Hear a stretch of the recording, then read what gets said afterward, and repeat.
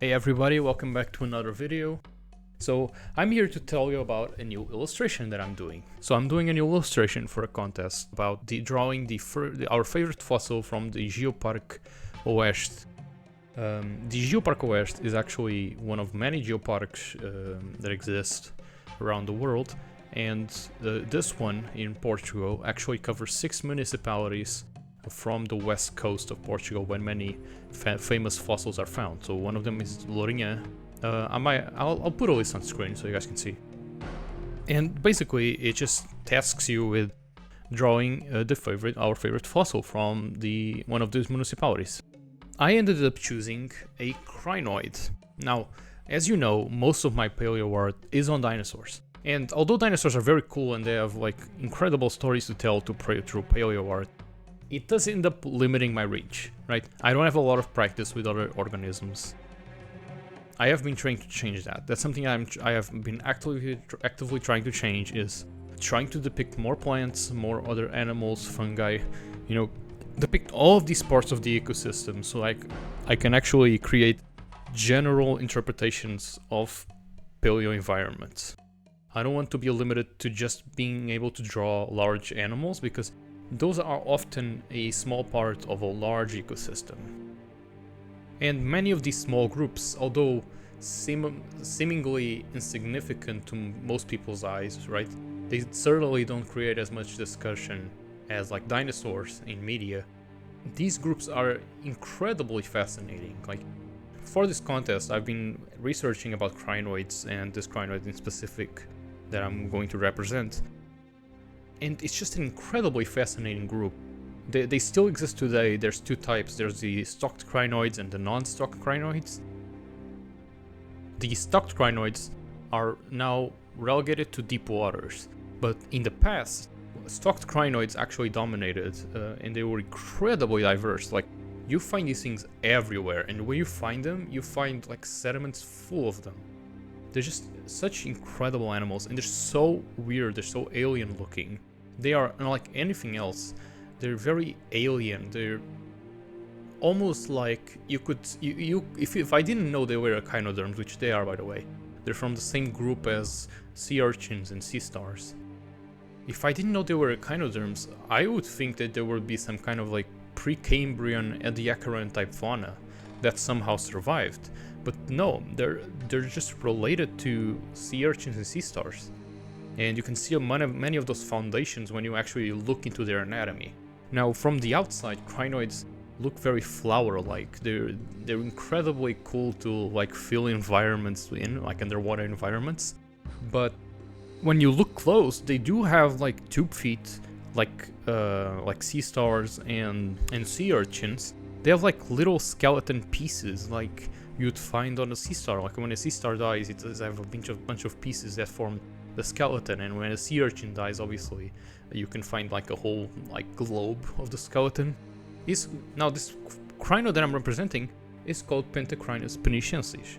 Penta comes from 5, and if you look at the subsections, which are those little skeleton pieces that actually preserve in the fossil record most often, they have like 5 points. They look like tiny little cute stars. And penicensis comes because it comes from Peniche, which is one of the 6 municipalities that the Geoparque Oeste covers, right? And as it turns out, while I was researching this, I found out that the cover image for the contest is actually one of those pieces of the exoskeleton. Is a little star-like thing.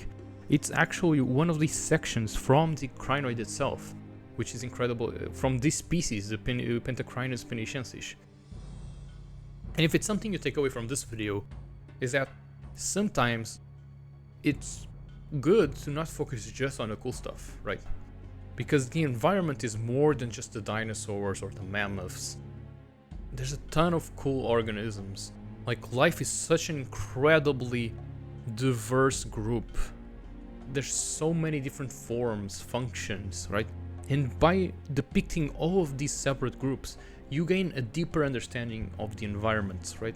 Just by researching crinoids, I've gained a whole new appreciation for the group in general, and the role they played on the ecosystems millions of years ago, and the role that they play in the ecosystems now, because yeah, they're still incredibly diverse today, even though the stocked crinoids are like a minority in comparison to the majority of the non-stocked crinoids. In terms of the illustration itself, the first thing I did was actually just gather information. I read about the animal itself, I read about the formation, the layer itself where it was found.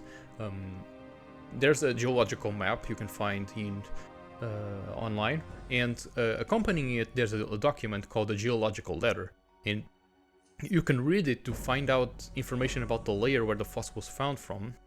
So I found the layer, and it actually has a list of other animals that were found, other fossils that were found alongside it. So we have tons of things, everything from ammonoids to gastropods to bivalves to sea urchins and even other crinoids, right? So for this illustration, I thought my initial idea is to have the Pentacrinus be the main subject, but then have a little juvenile shark present in the image, showing that this would be like kind of like a nursery, right? So after doing the research, the first thing I did was do a thumbnail sketch, which I did right here. I will put an image on screen so you guys can see better. And the initial idea was to have like this golden ratio, where you would follow the stalk of the crinoid and then follow through the length of the young shark, and eventually you'll lead to the center into the bivalve colony that I wanted to include. Now, I love this composition, so much so that I ended up developing it into this. It's a very rough sketch, right? But I did add some very basic color so I can understand it and detailed the crinoid better. And there's stuff that I love about this, but I still want you to take something away from this. That is, even if you love the sketch you create, it might not be the best for what you're trying to make. So for this little sketch I did, I love it because it really accentuates the alienness of the crinoid, right?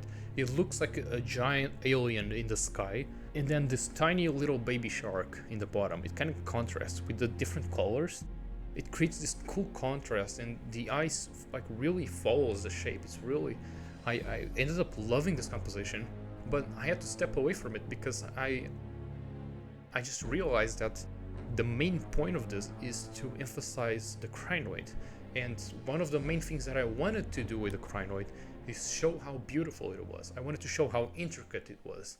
So I just sketched another one, and I ended up being much happier with this one right here, where we have two crinoids, which are kind of like in the one of the thirds of the image, and the bulb of the crinoid is going to be contrasted against the blue of the sea. And then you still have the baby sharks. We still have that narrative of it being like a nursery for young sharks, and you still have the bivalve colony, but now they're not so centerpiece.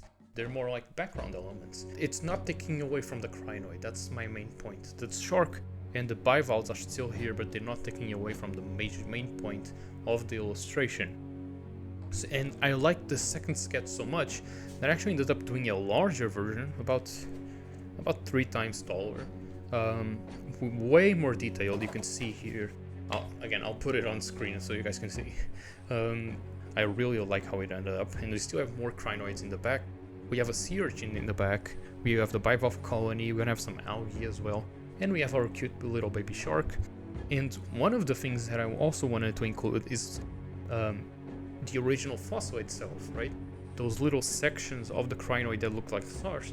I want to include them in the sediments, so you can actually have make a connection between them, see the fossil in the illustration. This would be something that would happen because, like, if you see dead sea urchins today, the skeletons remain for a while, right? It's not like the skeletons get destroyed immediately. So this little section from the crinoids would have been littered everywhere where these guys were, and especially in areas where there would be a ton of them.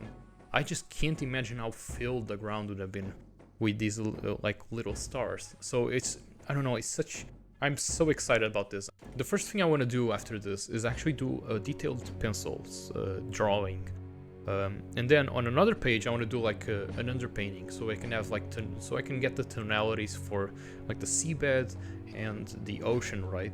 After I'm done with the pencil sketch and then the underpainting, I want to combine those two digitally, right?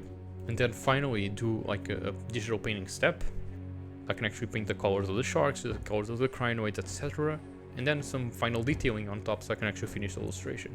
Yeah, stay tuned for the next video, which will be about the process of making this illustration, which, you know, will come out eventually when I finish this. So, but yeah, I think that's about it. I hope you guys enjoyed this video. It was a different one, but yeah, till next time, bye bye.